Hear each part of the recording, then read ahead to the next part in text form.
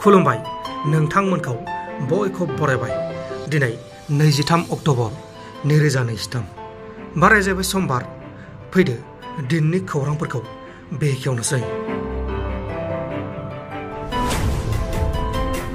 2023 मायथाइनि दुर्गा फुजायाव गोबां सुबुङा जिउ गोमानांगौ जादों।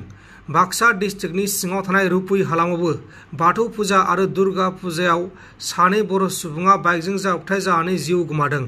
आरो गुजरातआवबो दुर्गा फुजानि नवरात्रिनि फोरबो जानाय समाव गारबा मोसाबाय थानाय समावनो 60 सुबुङा हार्ट जानानै जिउ गोमादों। थैनाय 60 सुबुंनि गेजेराव सासे 13 बोसोर बैसोनि गथ'बो दंमोन। बेबायदिनो बाक्सा डिस्ट्रिक्टनि सिङाव थानाय बागमारानि सासे बर' आरो लोखि बाजार हालामनि लांदांपारा गामिनि सासे बर'आबो जिउ गोमादों। बेहाय आङो मोननै निउस फोसावदों। मोनसेया जाबाय जोंनि बे आसामनि आरो मोनसेया जाबाय नैबे गुजरातनि। मोनसे दुखुनांथाव जाथाय। केरलानि वानाडआव सासे सुबुङा गावनि बिसि आरो गावनि देरखानाय फिसाज्लाखौ बिस दौनानै बा बिसनि मुलि दौनानै बुथारदों आरो बुथारखांनायनि उनाव गावबो गावनि जिउखौ फोजोबदों। बुथारजानाय बिसि आरो फिसाज्लानि मुङा जाबाय बिन्दु 46 बोसोर बैसोनि आरो बासिल 22 बोसोर बैसोनि। अदेबानि फिसाज्लाया देरखाबायमोन, सेंग्रा जायोमोन। आरो बुथारग्रा बिफानि मुङा जाबाय साजु। साजुआ सासे फिसाजोबो दंमोन, नाथाय साजुनि फिसाजोआ गुबुन हादोराव इउकेआव नार्सनि खामानि मावनो थाखाय थायोमोन आरो बिनि फिसाजोआ दान मोननै सिगांल' जुलि जादोंमोन। आरो साजुआ बे जाथायखौ न'खरनि जेंनानि थाखाय खालामदों होननानै मिथिहोदों। आरो साजुआ सानफ्रामबो न'खराव जौ लोंना फैनानै इनाय खालामबाय थायोमोन। उनाव फिसाजोआ बिमाखौ फन खालामनानै मोनियाव बा फनखौ रिसिभ खालामियाव गामि खाथियाव न' साखाथिनि मानसिनो फन खालामनानै सोंहरनायाव बिसा न'आव थांनो होनायाव गासैबो जाथाया सोराङाव फैदों आरो दा बे जाथायनि सायाव नायबिजिरनाया सोलिगासिनो दङ। सुइजारलेण्ड हादोरनि सिख्लाखौ दिल्लीयाव बुथारदों। दिल्लीनि सासे सुबुङा सुइजारलेण्डनि गावनि गार्लफ्रेन्डखौ भारताव लेंहरनानै गुबुन हौवाजों सोमोन्दो दं होननानै सन्देह खालामनानै रुम सिङाव आखाइ आथिं खानानै बुथारनानै गोथै सहखौ गोसोम प्लास्टिकआव सोनानै गावनि गारिनि उनथिंजाय दोनदोंमोन। उनाव गोथै सहआ मोनामनायनि उनाव गारिनिफ्राय गारनो नागिरनाय समाव पुलिसआ जाथायखौ मिथिनानै दायनिगिरिखौ एरेस्ट खालामदों। बुथारजानाय सिख्लानि मुङा जाबाय लीना बेरगेर आरो बुथारग्रा दुथां सेंग्रानि मुङा जाबाय गुरप्रीत सिं। गुरप्रीत सिंआ सुइजारलेण्डआव थांनाय समाव लीनाखौ लोगो मोन्दोंमोन आरो गोसो थोलायदोंमोन। बे समाव गुरप्रीत सिंखौ एरेस्ट खालामबाय आरो दा बेखौ एरेस्ट खालामनानै आयेननि बायदि साजा होनाय जासिगोन। गुवाहाटीआव सासे उबेर केब ड्राइभारा अरुणाचल प्रदेश रायजोनिफ्राय बेरायनो फैनाय उबेराव गाखोनाय सासे सिख्लाखौ उबेर ड्राइभारा आथोनारि गाग्लोबनायनि जाहोनाव पुलिसजों एरेस्ट खालामजादों। सिख्लाया गणेशगुरिनिफ्राय खृष्टान बस्ति फारसे थांगासिनो दंमोन। बे समावनो दुथां उबेर ड्राइभारा बे जाथायखौ इनाय खालामदोंमोन। उनाव सिख्लाया सहायनो हायैयाव पुलिसनो केस होनायनि उनाव उबेर ड्राइभारा जु रडनिफ्राय पुलिसनि गोख्रों सिग्रोमनायाव एरेस्ट खालामजादों। हमजानाय आथोन फाग्ला एबा उबेर ड्राइभारनि मुङा जाबाय मुस्लिम आली। गवालपारा डिस्ट्रिक्टनि सिङाव थानाय नागेरबेरानि थागिबि। दा बेखौ एरेस्ट खालामबाय आरो दा बेखौ आयेननि बायदि साजा होनाय जासिगोन। गिबि गिबियाव आङो नोंथांमोननि चेनेलखौ बरायग्रोबाय आरो गासिबो बिटिसिनि मानगोनां गेदेर गोलाव रायजो राजा एफा बिदा फंबाय साफ्रोमखौबो आङो गोसो गोरबोनिफ्राय बरायहरग्रोबाय। आङो फुजा होनाया एक्सुवेलि 2016निफ्रायनो होदों। आङो न'आव होबाय थायोमोन। न'आव दा बायहेरायाव होनाया दिनैजों 6 बोसोर जाबाय। गासै 16 बोसोर फुरा जाबाय आरोखि। बेखौ आंनि बिसिया होबाय थायोमोन। आसा खालामदों, मानो होननानै बुङोब्ला बयहाबो मोनसे साननाय बा माबा मोनसे लुबैनाय थायो। बेफोरखौ लानानै आंनि हिनजावा फुजाखौ होबाय थाबोदोंमोन। नाथाय आङो ओरैनो हेल्पार खालामबाय थादोंमोन। नाथाय आंबो दिनैनिफ्राय बोसोरथामनिफ्राय आंबो फुजायाव जफानाय जादों। दा साफ्रोमबो बिटिसिनि रायजो राजाखौबो आं खावलायनो सानदों, मानो होनोब्ला फुजाखौ जों भगबानखौ जों नुवा, नाथाय फुजाखौ जों बयबो फालिनांगौ। समाजखौ फोसाबनोब्ला, समाजखौ सुद्रायनोब्ला जोंनो फुजा होनायानो दरखार दं।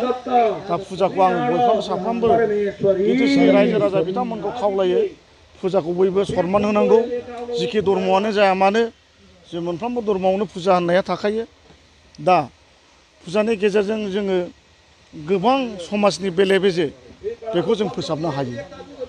आरो फुजा होननानै बुङोब्ला जोङो खालि जोङो गिदिराल' फुजा होबा जानाय नङा उन्दैनिफ्रायनो जोङो गावनि फिसा फिसा गथ' गथायफोरखौ फुजाया मा जिनिस धर्मआ मा जिनिस बेखौ जोङो फोरोंनाया दरखार दं बेनिखायनो आं साफ्रोमबो रायजो राजाफोरखौ खावलायो जाहाथे धर्म फुजिनाय समाव जोङो जेब्लायबो जानाय लोंनायखौ बाद दोनथ'नानै जोङो गावनि गथ' गथायफोरखौ धर्मनि सोमोन्दै फुजानि सोमोन्दै बुजायनांगौ अब्ला निस्सय बे जोंनि हादरा एबा बिटिसि रायजोनि मानसिफोरा निस्सय जौगाखांगोन आरो आङो दा बेलासियाव आङो दा गोबां फुजा दङ टाउनावबो आङो मोनाबिलियाव बेरायगोन बेरायनानै बबे जायगायाव होदों आं दर्शन खालामगोन जेरावबो थाङो आं दर्शन खालामहैजोबगोन आरोखि मोनायाव बेथ' थाखायो जाहाथे फैगौ एकदम बयहाबो आसा थाखायो बिनायाथ' थाखायो बेखौ बयबो मिथिखायो दा बेल' नङा जाहाथे फैगौ इलेक्सनाव 24आव जाहाथे जोंनि बे बिटिआर ओनसोलाव बा आसामाव दावराव दावसि जाजासिनो मोजाङै निर्बासनफ्रा बारलाङो बेखौ आङो मा दुर्गानि खाथियावबो आर'ज गाबदों जाहाथे मोजाङै जायखि सरकारानो फैया मानो जायखिजाया दावराव दावसि जानाङा मोजाङै मोजां बारलाङो बेखौ आं आर'ज गाबदों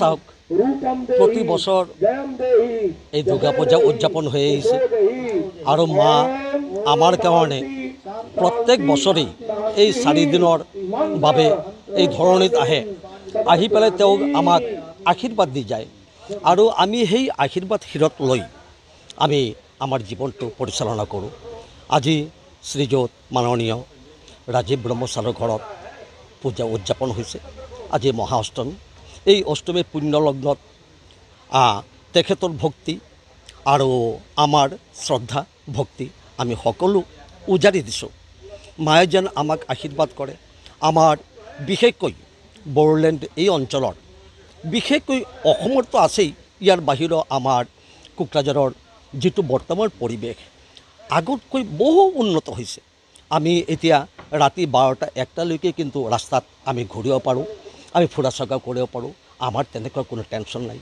ৰাস্তা ঘাট পদূলি ইটো সিটো বজাৰ সমাৰ আমি যিমানখিনি পাইছোঁ আগৰ তুলনাত ফাৰ বেটাৰ ইমান উন্নতি হোৱাৰ মূলত আছে আমাৰ ৰাজীৱ ব্ৰহ্মচাৰৰ নিচিনা নেতৃত্ববিলাক তেওঁলোকে আশাসুদ্ধীয়া প্ৰচেষ্টা কৰি আমাৰ এই বড়োলেণ্ডৰ বিশেষকৈ কোকৰাঝাৰৰ যিখিনি উন্নতি কৰিছে তাক আমি কেতিয়াও নুই কৰিব নোৱাৰিম পাহৰিব নোৱাৰিম তেখেতৰ পূজা মণ্ডপত আমি আজি উপস্থিত হৈছোঁ তেখেতৰ মংগল হওক মাৰ শ্ৰীচৰণত আমি প্ৰাৰ্থনা জনাইছোঁ মায়ে যেন এখেতক আশীৰ্বাদ কৰে লগতে আমিও যেন মাৰ আশীৰ্বাদৰ পৰা বঞ্চিত নহওঁ তেখেতে যেন আমাক আশীৰ্বাদ কৰে আমি যেন আগলৈ তেখেতৰ পূজা মণ্ডপত আমাৰ কোকৰাঝাৰৰ পূজা মণ্ডপবিলাকত আমি সকলোৱে মিলিজুলি উন্নতি প্ৰগতি আৰু শান্তিৰ পথেৰে আগুৱাই যাব পাৰোঁ এইখিনি আজি মহা অষ্টমীৰ এই পুণ্য লগ্নত মা দুৰ্গাৰ শ্ৰীচৰণত